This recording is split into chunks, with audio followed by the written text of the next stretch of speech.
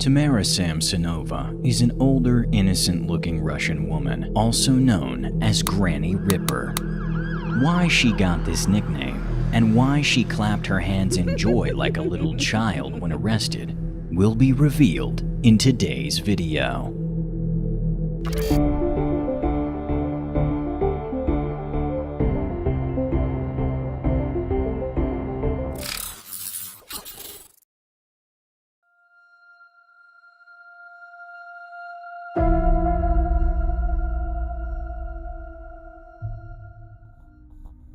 Tamara was born on February 5, 1947, in Uzur, Russia. She had a normal childhood and grew up in a sheltered environment. After successfully completing her high school diploma, she moved to Moscow to attend the State Linguistic University. After graduating, she relocated to St. Petersburg. There, she met Alexei Samsonov shortly after her arrival. The two fell in love and got married a short time later. At the wedding, Tamara took his last name. In 1971, they moved into a newly built house on Dimitrov Street 4. Tamara worked for many years in a travel agency and at the Grand Hotel Europe until her husband Alexei suddenly disappeared without a trace in the year 2000. Tamara immediately reported him missing and seemed deeply distraught over his disappearance. However, the police could neither find him nor any remains. A house search also yielded no results.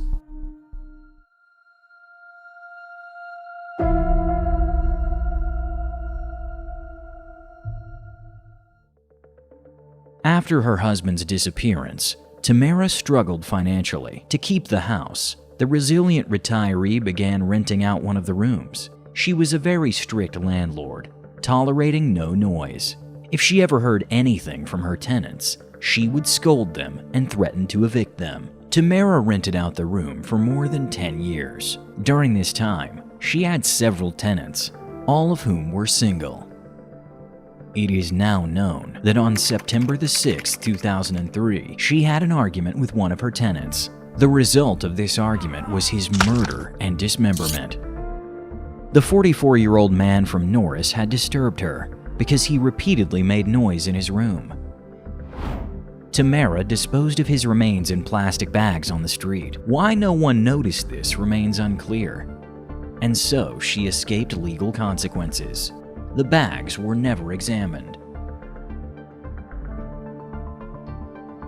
Over 10 years later, in March 2015, Tamara is now 68 years old. One day, she encountered her 79-year-old neighbor, Valentina Ulanova, on the street. The two women had little to do with each other, although they lived on the same street. A mutual friend acted as a mediator, as Tamara's house was undergoing renovations. Tamara asked Valentina if she could temporarily stay with her. In exchange, she offered to help with household chores. Valentina agreed, and a few days later, Tamara moved in with her essentials. However, Tamara had no intention of returning to her house. Even after the renovations were long finished, she continued living with Valentina. Initially, Valentina appreciated Tamara's help, but over time, she wanted her house back for herself. Tamara started neglecting housework and only did the bare minimum after repeated reminders. Their friendship deteriorated, and Valentina eventually demanded that Tamara move out. The first few days, Tamara seemed to accept it. A few days later, another argument ensued, this time over dirty dishes. Tamara then decided to poison Valentina. She traveled to Pushkin, where she managed to convince a pharmacist to sell her a prescription drug, phenazepam. Phenazepam is a medication for treating epilepsy, sleep, or anxiety disorders. In high doses, deadly. Afterward, Tamara bought a refreshing Olivier salad in the city, Valentina's favorite dish. This Russian dish consists of potatoes, sausage, and egg. Back home, she mixed the tablets into the Olivier salad and gave it to Valentina. During the night of July the 22nd to 23rd, Tamara stood up and found Valentina dead on the kitchen floor after eating the salad. In the next hours, Tamara dismembered the body with the help of 2 kitchen knives and a little saw.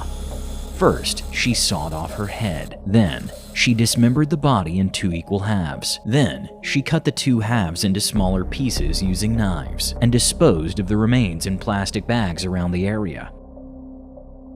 Tamara carefully packed these pieces into garbage bags, took them outside the same night, and placed them in and around a pond on the street.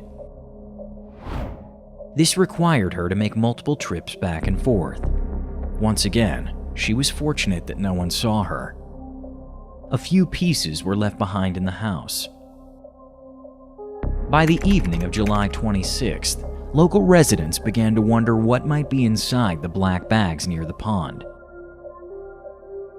One of them decided to investigate. When he discovered body parts wrapped in a shower curtain, he immediately alerted the police. Just a day later, investigators were able to identify the dismembered body. They knocked on Valentina's door, and Tamara answered. Without resisting, she allowed the police to search the house. Inside, they found clear traces of blood and the fastening for the torn shower curtain. The evidence was so compelling that they arrested Tamara on the spot. Shortly afterwards, surveillance footage from Dimitrov Street was found. It showed Tamara carrying the black bags to the pond. Additionally, there were recordings of her carrying a cooking pot that contained Valentina's head. Before we move on to the final section, I'd like to ask you to subscribe to the channel and leave a like. We're a small team dedicated to bringing you thoroughly researched and carefully prepared stories. Now, let's continue with the video.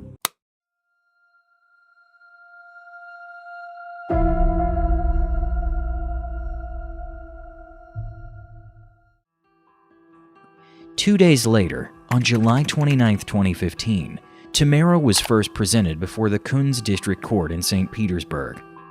Throughout the entire interrogation, Tamara remained calm and composed. She described her crime in detail. The court subsequently ordered her incarceration and an additional forensic psychiatric examination. When the examination took place sometime later, it quickly became clear that Tamara posed a danger to herself and others. As a result, she was transferred to a specialized facility in November 2015. It also came to light that Tamara had already been in a psychiatric hospital 3 times in the past and had been diagnosed with schizophrenia. Tamara was ultimately charged with 15 murders. Now, one may wonder how the prosecution arrived at 15 murders when only 1 body was found. This is because investigators discovered a diary in Tamara's apartment, in which she detailed and processed these 15 murders. Tamara wrote alternately in Russian, English, and German. She described 11 of the murders in particular detail, stating that she had removed the victim's lungs and eaten them. Here is a short excerpt from her diary. I killed my tenant, Anatoly. I cut him into small pieces with a knife in the bathroom, put the body parts in plastic bags, and distributed them all over the district. Also among the murder victims was her husband. She had reported him as missing and played the concerned wife, even though she knew exactly what had happened to him. Tamara also wrote that she had been at the police station in March 2015 to inform them of what really happened to her husband. Whether she actually made a statement and why she was not arrested afterward is unclear. During her trial, Tamara Samsonova appeared cheerful. She was happy and blew air kisses to the press repeatedly. In her statement, she added, I did it to be known as a serial killer. It was all intentional. I've been preparing for this day for 10 years. I am a very old person and can't live anywhere now. That's why I decided I must go to prison. I will die there and the state will probably bury me. It's such a shame. The whole city will find out what I've done. I am guilty and deserve punishment. When the judge pronounced the verdict and it became clear that Tamara would remain in custody, she clapped her hands in joy and laughed. An investigator later said, she's either much smarter or much dumber than we think. He suspected that Tamara deliberately committed her last murder in such a sloppy way to finally get arrested. However, the police are still unsure about some points. For example, Valentina's head was never found. Tamara's diary also provides no clues about this. However, it is said that there are some further brutal details about her crimes in her diary.